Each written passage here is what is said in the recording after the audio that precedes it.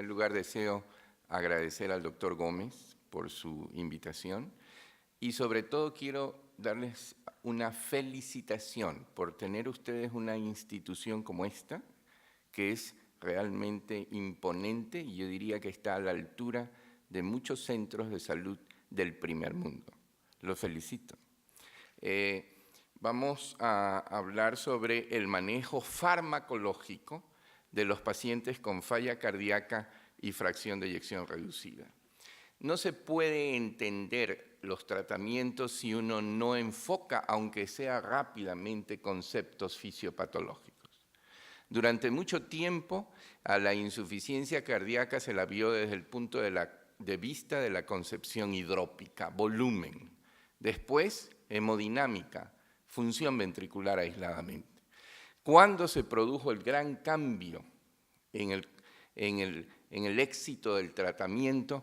Cuando se le evaluó desde el punto de vista de la activación neurohumoral que en la insuficiencia cardíaca se presenta. Esta activación neurohumoral intenta mantener la hemodinámica del paciente, pero a la larga es un fenómeno mal adaptativo. Y esta activación neurohumoral con activación del sistema nervioso simpático, del sistema renina-angiotensina, de endotelina, y voy a dejar aparte, pero es muy importante, de péptidos natriuréticos, lleva a un asa de retroalimentación positiva que termina en disfunción ventricular izquierda, no solo por los factores hemodinámicos perjudiciales, sino también por las alteraciones estructurales que se presentan en el corazón.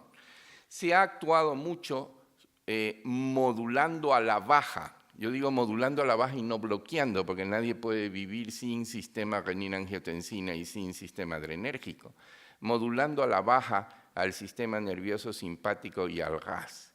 Y últimamente hemos tenido la oportunidad de tener una herramienta farmacológica para modular a la alta los péptidos natriuréticos. Y es que los péptidos natriuréticos no solamente tienen un efecto de natriuresis y diuresis, tienen un efecto de modulación negativa del sistema nervioso, del sistema renina-angiotensina, y adicionalmente tiene un efecto modulando a la baja los fenómenos de remodelación ventricular y fibrosis. Por lo tanto, el tener sobreexpresado el sistema de péptidos natriuréticos ha sido uno de los grandes aportes farmacológicos últimos en el manejo de la falla cardíaca. Con estos conceptos en mente vamos a hacer una revisión rápida de cómo ha sido nuestra evolución en el manejo farmacológico de la falla cardíaca. Y vamos a la década de los 80, de 1987, en donde se aplicó inicialmente en este estudio el consensus, pacientes gravemente enfermos, la modulación a la baja usando enalapril versus placebo.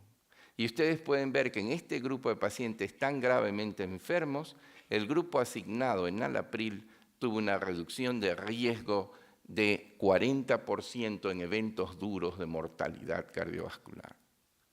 Posteriormente, en pacientes menos graves, el SOLV, con clase funcional 2 a 3, igualmente los que recibieron enalapril tuvieron una reducción de riesgo de mortalidad del 16%, que fue estadísticamente significativo. Esto cambió totalmente el manejo de la falla cardíaca, que hasta ese entonces eran digitálicos y diuréticos, concepción neurohumoral y el éxito en ella.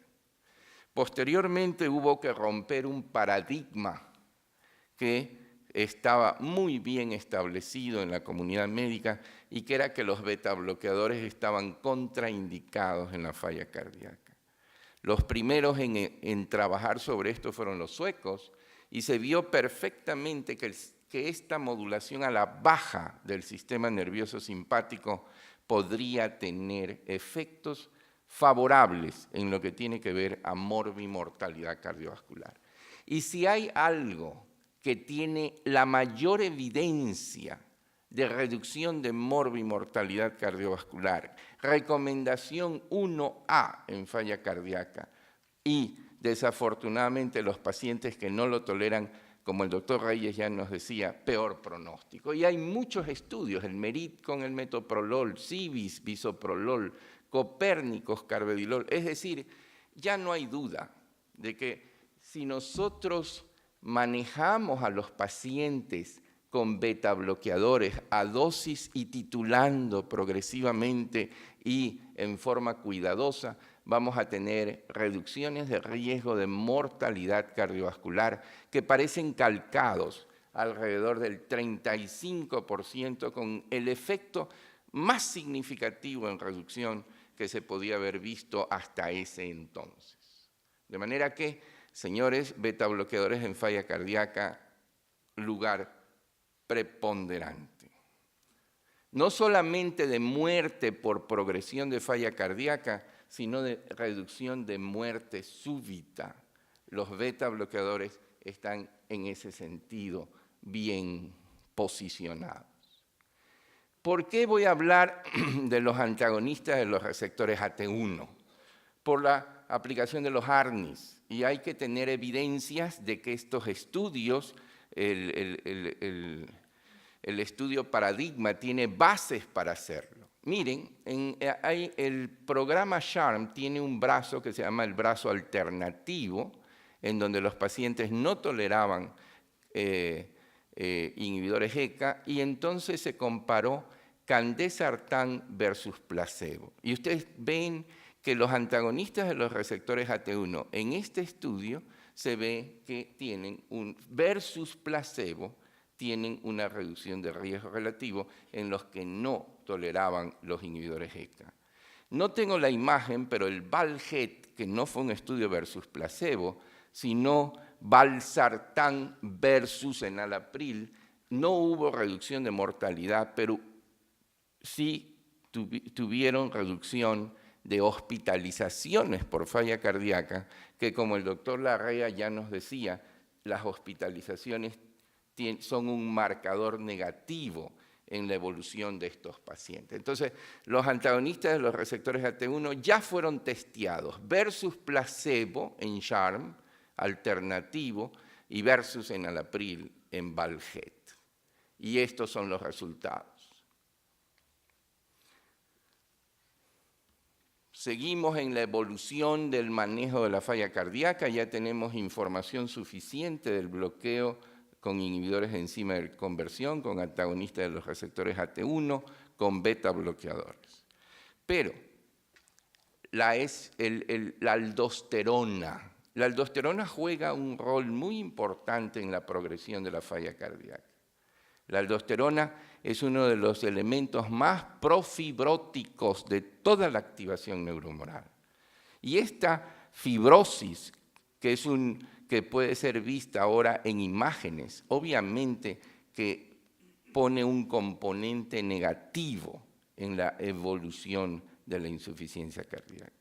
Pero tenemos evidencia de que bloquear a los receptores de mineralocorticoides tiene algún impacto en el manejo de la falla cardíaca. Y miren ustedes, el estudio Rales, ya en la década del 99, del doctor Bertram Pitt, en pacientes severamente enfermos, pero yo quiero recalcar, en esa época, 10% usando betabloqueadores cuando se comparó espironolactona versus placebo, hubo una reducción importante del 30% de reducción de riesgo relativo de mortalidad cardiovascular. Pero estos eran pacientes seriamente enfermos y pocos de ellos utilizando betabloqueadores. Más adelante, el estudio Emphasize Heart Failure con eplerenone, ya en pacientes menos gravemente enfermos, clase 2, y ya utilizando un 87% de ellos betabloqueadores. Cuando se comparó eplerenone versus placebo, hubo una reducción de riesgo relativo de mortalidad del 22%. De manera que en la historia del tratamiento farmacológico de la insuficiencia cardíaca, con fracción de eyección reducida, vamos viendo como ya vamos poniendo varios elementos y se agrega uno adicional, el bloqueo de los receptores de mineralocorticoides como un componente importante. Sobre esto voy a hablar muy poco en pacientes de raza negra con baja fracción de eyección. La combinación de hidralazina más dinitrato de isosorbida versus placebo tuvo una reducción de riesgo del 43% de mortalidad, pero en ese grupo específico. Por razones de tiempo no voy a hablar más sobre este tema y sobre el asunto de la combinación de hidralazina y nitrato. Frecuencia cardíaca, siempre insisto, la frecuencia cardíaca es el factor de riesgo olvidado en cardiología. Cada vez que hablamos de todo, hablamos de presión y de frecuencia cardíaca poco. Y la frecuencia cardíaca es un predictor independiente de mortalidad cardiovascular en todos los escenarios de la cardiología, incluso en la comunidad. ¿Y qué estudio aparece que nos demuestra que se pueden reducir las hospitalizaciones por insuficiencia cardíaca en pacientes con fracción de eyección reducida y que ya están recibiendo toda este armamentario farmacológico importante y que se encontraban con una frecuencia cardíaca de más de 70 latidos por minuto? La ivabradina, un bloqueador de los canales IKF que se encuentra exclusivamente en el nodo sinusal y que no tiene ninguna acción hemodinámica, lo único que hace es reducir frecuencia cardíaca. Vemos que hay una reducción del 18% en el endpoint compuesto de mortalidad y hospitalizaciones, pero básicamente es por hospitalizaciones en falla cardíaca. De manera que, señores, cuando estemos frente a un paciente con falla cardíaca, evaluar la frecuencia cardíaca. Y cuando vemos en barras cómo se ha contribuido con estos fármacos los bloqueadores de los receptores de angiotensina, miren el impacto de los IECAS en disminución de la mortalidad. Miren el impacto de los beta bloqueadores y el impacto de los antagonistas de los receptores de mineralocorticoides. Y están perfectamente bien posicionados en el tratamiento. Yo les decía a ustedes que dentro del concepto de la modulación neurohumoral, que todos son a la baja, aquí viene la modulación neurohumoral al alta. Un grupo terapéutico que se llaman los ARNIs, que son antagonistas de los receptores AT1, más neprelicina, que es una metalopeptidasa que degrada péptidos natriuréticos. Pero no solo degrada péptidos natriuréticos, también degrada otras, es promiscua esta enzima y es capaz de degradar tanto vasodilatadores como vasoconstrictores, porque también degrada la angiotensina 2. Por eso es que es necesario combinarla con algo que bloquee el sistema renina-angiotensina, y si hay oportunidad en la mesa discutiremos por qué la combinación debe ser con un bloqueador del receptor AT1. Y dado el impacto que este estudio ha tenido en la reducción de la morbimortalidad cardiovascular en pacientes con insuficiencia cardíaca, me voy a detener un poco en él. Es el estudio Paradigma. En él se combinó un bloqueador del receptor, ¿qué es el LSZ696? Bloqueador del receptor de angiotensina más un inhibidor de neprelicina. Aquí está el estudio, tuvo un run-in period para ver la tolerancia y posteriormente fueron randomizados doble ciego a dos brazos, el LSZ696 y el enalapril. ¿Y cuál era el objetivo final primario del estudio? Era mortalidad cardiovascular, pero también eran hospitalizaciones. A diferencia de otros estudios en donde estos endpoint compuestos también estaba presente, este estudio tenía el poder estadístico para ver reducciones en el más duro de ellos, que es mortalidad cardiovascular. Y este estudio fue parado prematuramente. Ya vamos a ver por qué. ¿Qué quiero resaltar? Y como decía el doctor Larrea, La función renal es un marcador de mortalidad cardiovascular. Miren que la función renal de ellos era bastante adecuada. En los dos brazos, 1,13, la fracción de eyección era del 29% de fracción de eyección en ambos brazos y la clase funcional era clase 2, estaba el 70% de los pacientes.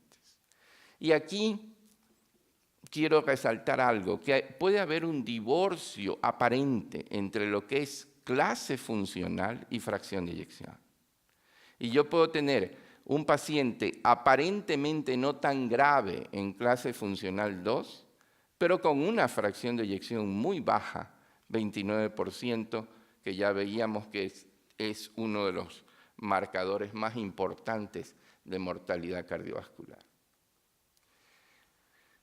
Estaban muy bien tratados. Miren, en 78 más 22 de modulación negativa del sistema renina-angiotensina-aldosterona, el 93% de ellos estaban tomando beta bloqueadores. Y la mitad estaban tomando antagonistas de los receptores de mineralocorticoides. Eso podía mejorar. Y pocos de ellos tenían dispositivos implantados, cardiodefibriladores y resincronizadores. ¿Cuál fue el resultado del estudio? Si ustedes ven la muerte u hospitalizaciones por falla cardíaca, hubo una reducción del 20% del endpoint primario. Y la muerte cardiovascular tuvo una reducción del 20%. Y las hospitalizaciones por falla cardíaca tuvieron una reducción del 21%. Uno, cuando reduce muerte por un lado, puede aumentarla por el otro. Entonces, también es importante ver la mortalidad por todas las causas.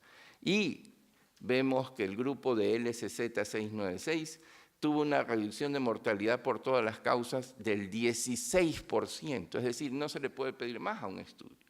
Todo tiene un lado bueno y un lado malo. ¿Cuáles fueron los efectos adversos y la seguridad de estos estudios?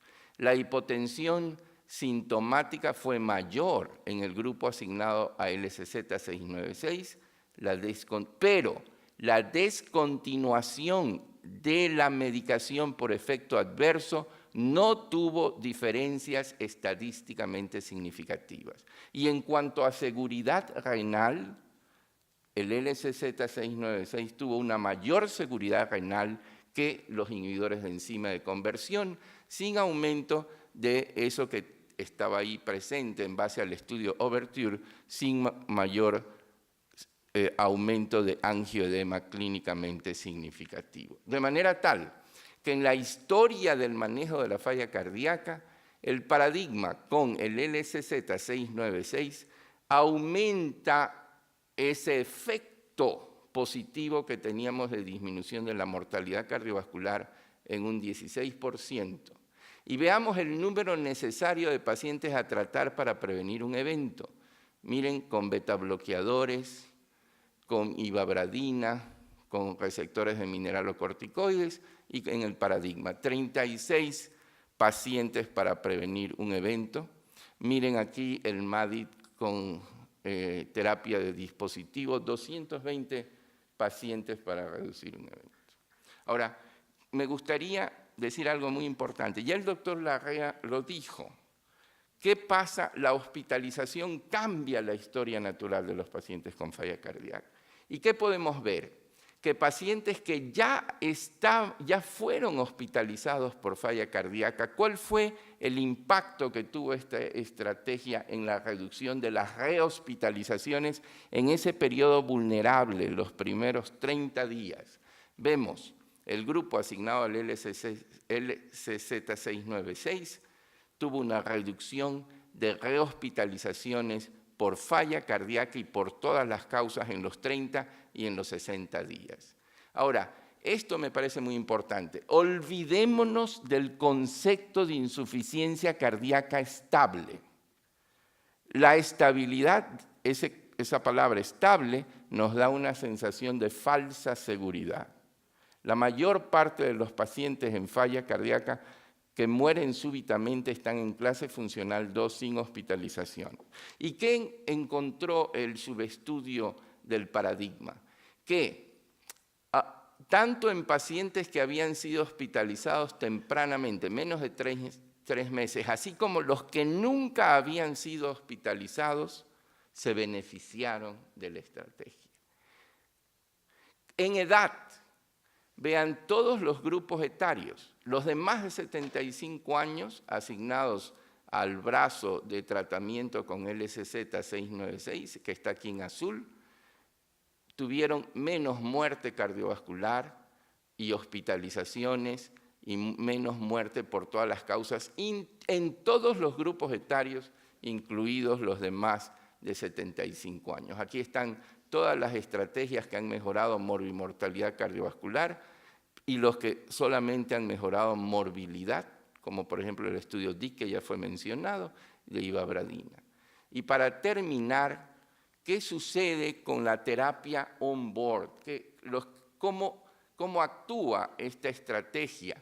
Y van a ver ustedes, los que no estaban recibiendo antagonistas de receptores mineralocorticoides y fueron asignados a sacubitril valsartán, reducción del endpoint primario, así como los que sí lo recibieron. Los que tuvieron revascularización coronaria previa y los que no tuvieron revascularización coronaria previa se beneficiaron. Los que tuvieron betabloqueadores a menos del 50% de la dosis objetiva, así como también más del 50% de la dosis objetiva, se beneficiaron. De manera tal que se beneficiaron todos. Y para terminar, solo 2 palabras de diferencias que aparentemente son sutiles, pero que desde mi punto de vista son muy importantes. Las guías europeas de falla cardíaca. Miren, si el paciente está recibiendo, ellos dicen, si el paciente está recibiendo todo el tratamiento óptimo y a pesar con inhibidores ECA o antagonistas de los receptores y sigue sintomático, allí ellos ponen el ARNI para reemplazar a los inhibidores de enzima de conversión. ¿Qué dicen los americanos? Que a mí me parece mucho más razonable. Si ya tengo evidencia de que el ARNI disminuye mortalidad en comparación con el inhibidor de enzima de conversión, vemos que ellos dicen en pacientes con insuficiencia cardíaca crónica, sintomática, que toleran los inhibidores ECA o los ARAs, en ellos reemplazarlos por un ARNI, que es más razonable. Y no dicen solamente aquellos que permanezcan sintomáticos a pesar de la medicación.